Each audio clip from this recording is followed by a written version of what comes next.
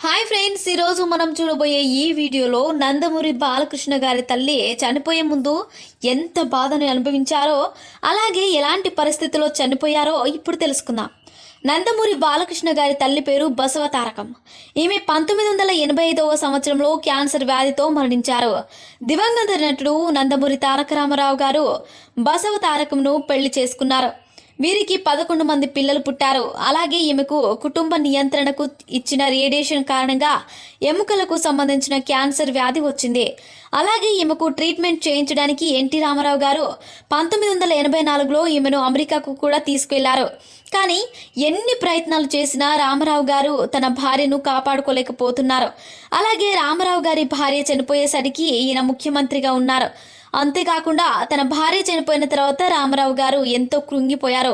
తనకి ఇంత ఆస్తి ఉండి కూడా తన భార్యను బ్రతికించుకోలేకపోయాను అని ఎంతో మంది దగ్గర బాధపడ్డారు.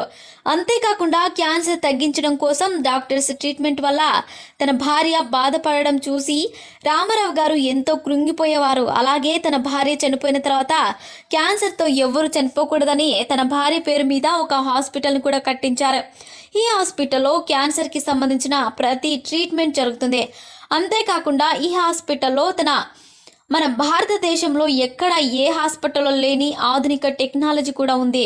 ఇప్పుడు ఈ హాస్పిటల్ని నందమూరి బాలకృష్ణ గారు చూసుకుంటున్నారు.